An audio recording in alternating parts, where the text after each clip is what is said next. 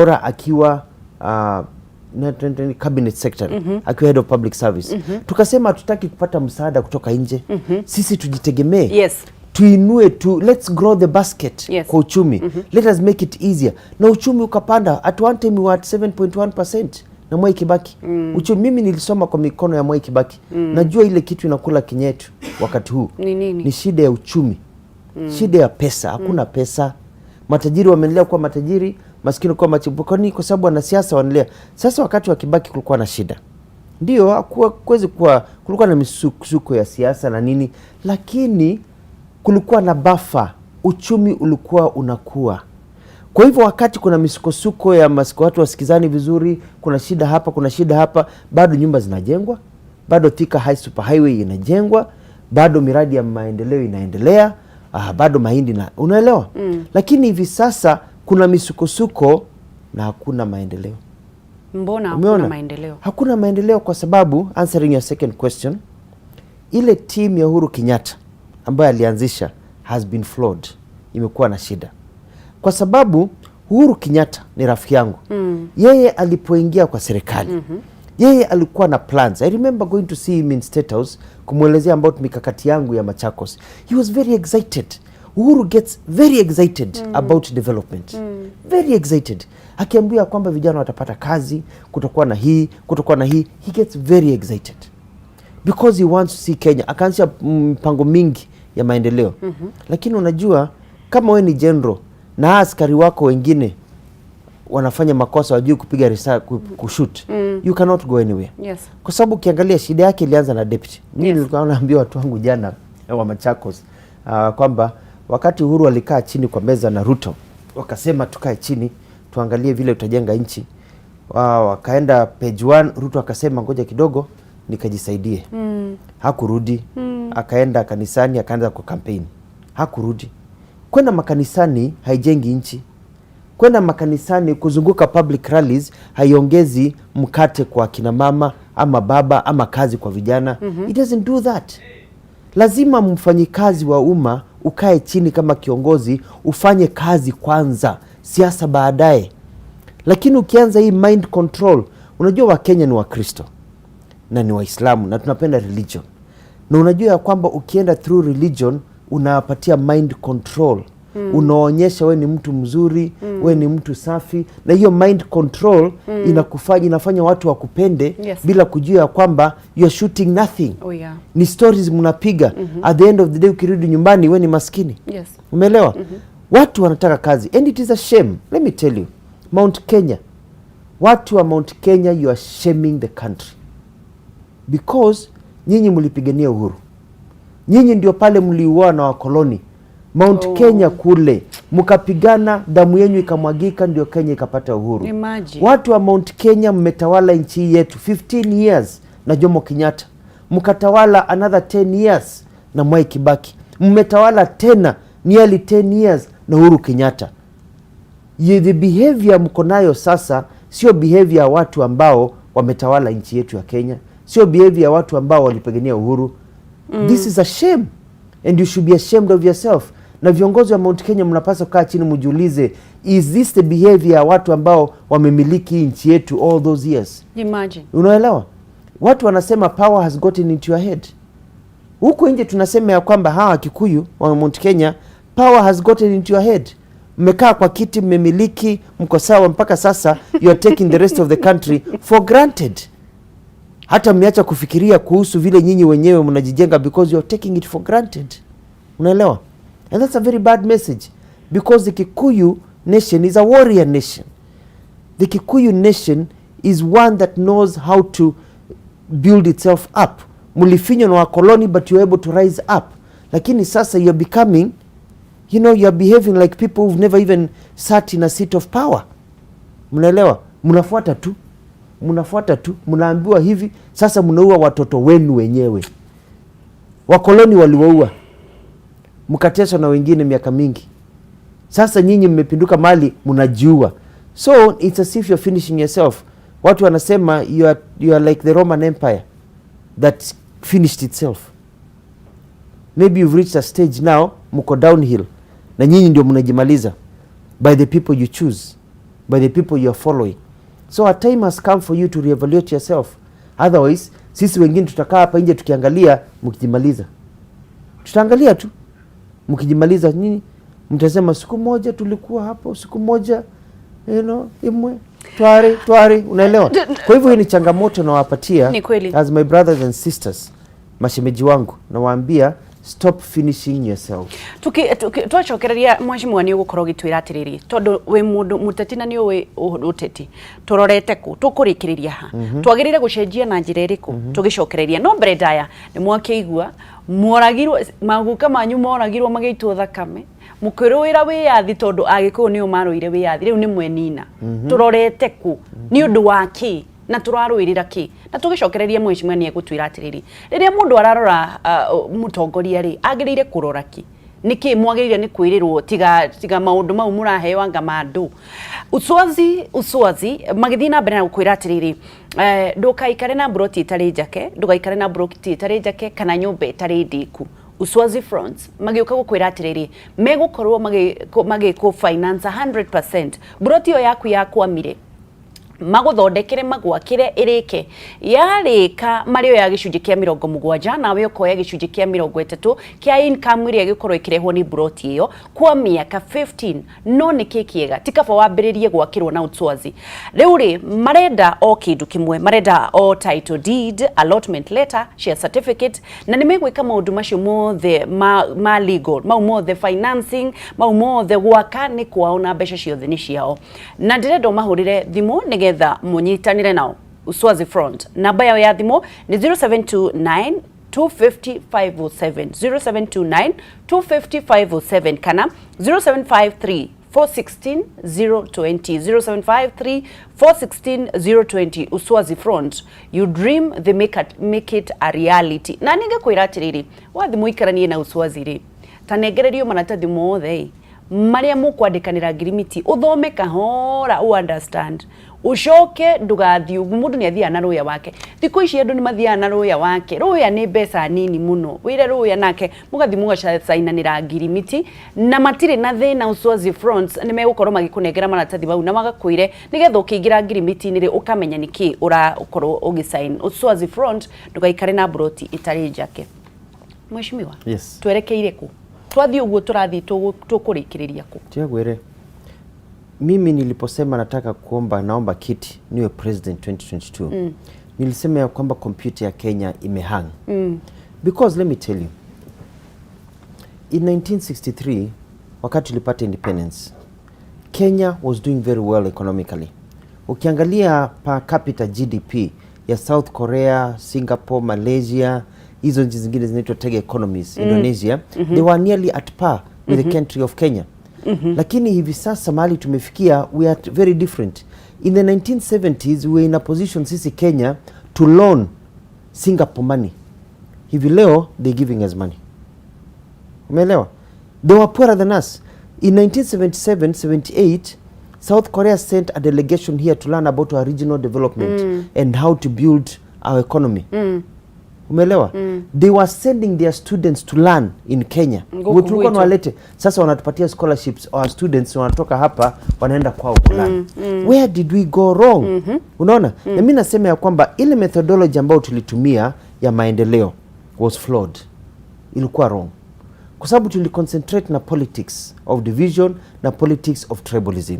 Unajua mkoloni ni mjanja. Mkoloni alisema nitawapatia freedom ya self rule but not freedom of the mind. We still colonized up here. Kwa sababu hii mambo ya tribalism ilitoka wapi? Ilitoka mkoloni. Wameandika, you read the books of this governor who was here in 1952, in 59. Akasema ya kwamba the African mind is closer to an animal's than to a human being. Akasema all you need to do is to control them and divide and rule. Umesikia divide and rule? Ilianza before independence. Na wakasema let us tuonyeshe huyu Mwafrika ambaye rangi yake ni moja, damu yake ni moja, let us find a reason ya kuwafanya waonekane ni tofauti. Sasa wako London. They are smoking their cigars. Wanakunywa pot of tea and their cognac. Wakituchekelea. Wanasema it worked. The bloody African is divided the way we divided them on tribal lines. Na ikaingia hivyo. Unaona mtu anasema mimi kabila hili. Let me ask you. Mimi uliza watu. hii kasumba ya ukabila ni upumbavu kabisa kwa siasa. Siku moja wewe uambiwa kwamba kumetokea ajali kwa barabara, usikie mama yako ama mpenzi wako ama mtoto wako ama baba yako ama ndugu yako amegongwa na gari. Ukimbia hospitali umkuta amelala kwa stretcher, amepasuka tumbo, damu inamwagika, amepindua macho, anakufa, ukiona maini iko nje. Useme huyu mwadhani, huyu mama anaenda, mtoto anaenda. Halafu ambiwe wacha tumkimbize theater, kwa sababu akienda theater ashonwe hata kufa, hata survive. Wakati anaenda theater utasimamisha hiyo useme terera wewe uradi lako wewe. Daktari ujo theater surgeon ujo ni Mugikuyu. Ni mudwa nyoba taje. Will you care? No. Will you even matter? Will you even ask for the tribe of that doctor? Utajiuliza ni Mukamba, ni Mukamba. Ni Mukamba kama mimi, ni Mjaluo kama mimi. Hautajua. Wewe utaenda hapo atatibiwa, utaka mama yako. Lakini ikiingia wakati wa siasa tunaanza kusema ni mudu wito, we ni wito, hadwaito. Unaona? Tunarudi tena to the primitive nature ambao wakoloni walituwekea. Lakini kawaida wa Kenya si watu wa ukabila. Hiyo ukabila inapangwa na wanasiasa. Why? Because it is easier to control somebody who is divided and somebody who is poor. Labda tukirejea nigetha tushokererie mwaka wa githurano wa 2007-2008. Tunarudi mahali tulikuwa tuna umwagikaji wa damu. Na muno ni atongoria awayeri. Raila Amolo Odinga na William Ruto nio matumire gukaruo haro nene muno. Yes. Mbona ni hao tu wanakuanga na umwagikaji wa damu na wa Kenya hatusomi? Unajua ukiangalia historia, people said mtu alisema kwamba people who do not learn from history are condemned because we will keep on repeating the same mistakes. Ukiangalia ile vita ya 2007-2008, watu walikufa wapi? Watu waliuawa wapi? Mimi nakumbuka nilikuwa kwa serikali na mimi najua mambo mengi sana, hata ingine siwezi sema hapa. Yes. Najua watu wengi who are organizing youth, vile unaona youth wanakuwa organized. Wakaambiwa organize, wakapewa pesa waenda kauwe watu pale Kiambaa. I'll never forget it. Yes. Uko kuna story moja ambayo mimi ilinifanya nikufe moyo. Watu walikuwa rounded up, kina mama wakaekwa kwa kanisa ikawashwa moto. Mama mmoja Mkikuyu akichomeka, ameshika mtoto, akatupa mtoto nje through the window. Oh Jesus. Ndio asichomeke. Wale vijana wakashika yule mtoto wakamrudisha ndani kwa sababu ya siasa. Na wale siasa ni wale tu.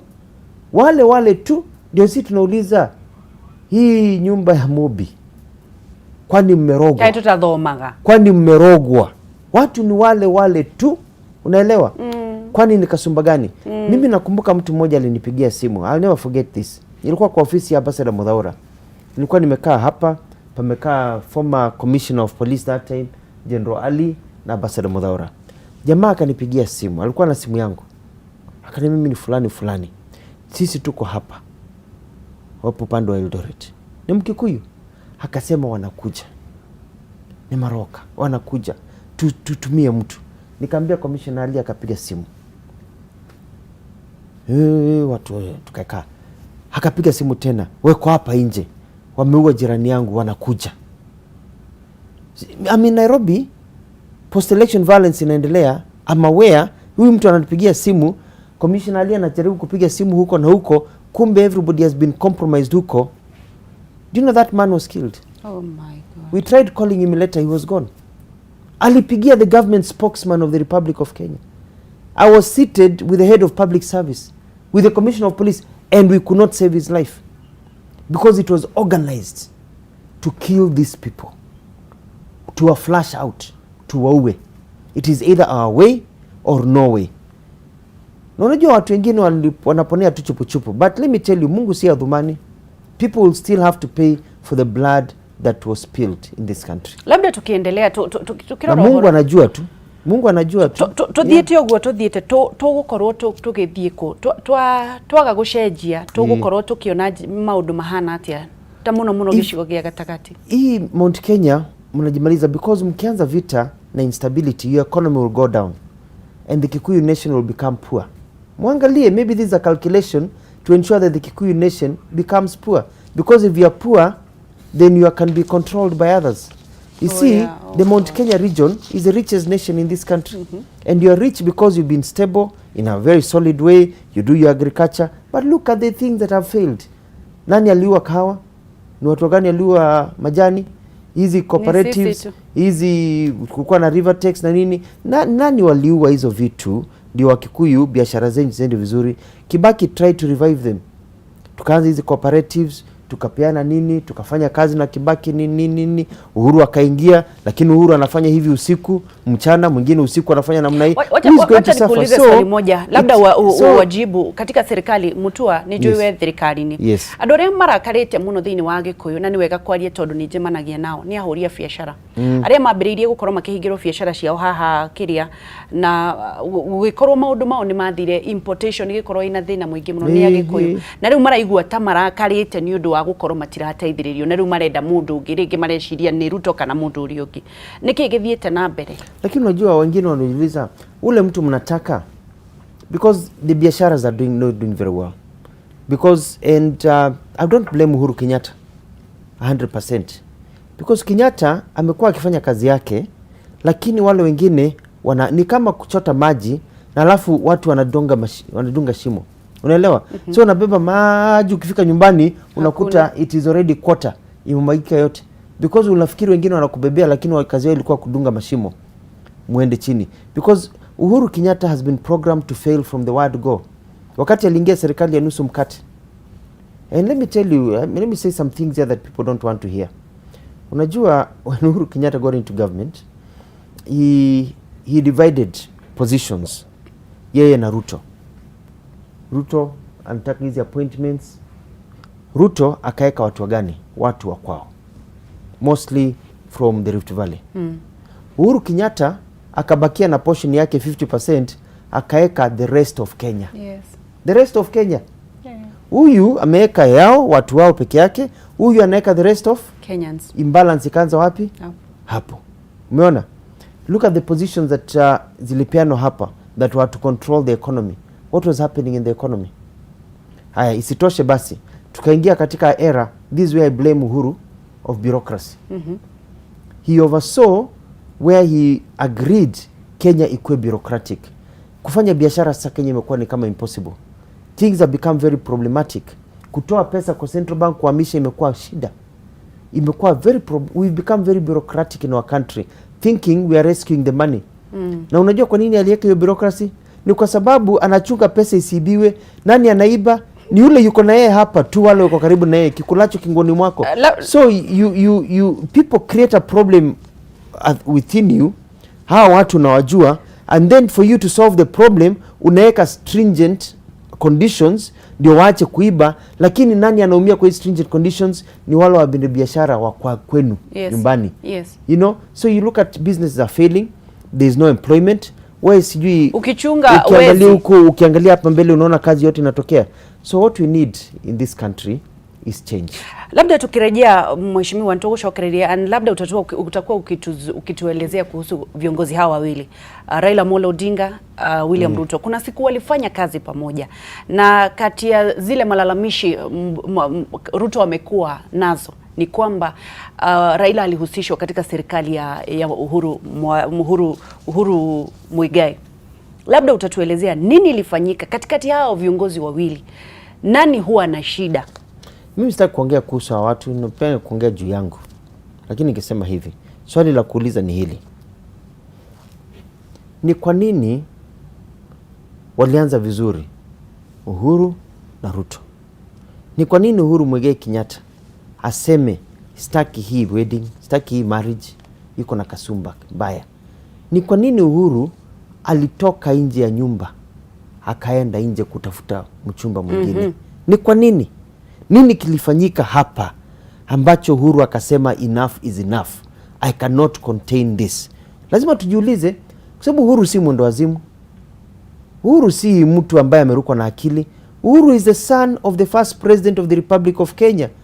Ni mtoto wa Mama Ngina. Uhuru ni educated. Uhuru ni jamba, campaign akakuwa president.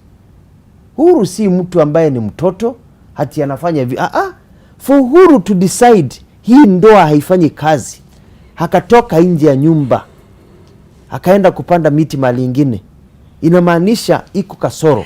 Haya, tukishokereria na hiyo kasoro mimi sioni iko ndani ya Uhuru Kenyatta, kwa sababu mimi namjua vizuri na mimi najua vile anaongea kuhusu nchi yetu ya Kenya. Tukishokereria mheshimiwa ni gutwira manifesto yaku na niki urathi na mbere na kwirajo o githia na mbere na gututara taruriri guririkani uhoro wa Maono Land Limited ni undu wa kwigwatira mugunda kuria mwena wa Kinamba na Thufiri, kilomita 8 kuma Kinamba town, kilomita 6 kuma Thufiri town, na ni hakuhi na Bobo Primary. Guku ni kundu kwega gwa gwaka ona gwa kurima. Broti ni 50 by 100 shigakiuma 80,000 only. Just imagine, Nyandarua County 80,000 only. No rari hiyo 40,000 ishingi ukariha kahora kwa ihinda ria mieri 6. Maono Land Limited, namba yao ya thimuri nino 0701 92 92 92 kana 0725 93 33 08. Maono Land Limited, purpose with a destiny. Na matiri na thina thiwetie copy ya title deed, weke search na nigetha ukoro kigura mugunda mwega. Ndugathi haraya nituracokereria na Ngabana Mutua na nigetha akorwo agituthesha shindano ya mwicho ya Mount Kenya region na agitwiraga mawoni make na kiria renda arahaririria thiini wa uteti wake. Tugathi haraya nditogeshwa Kariuki kuma county ya Nyandarua.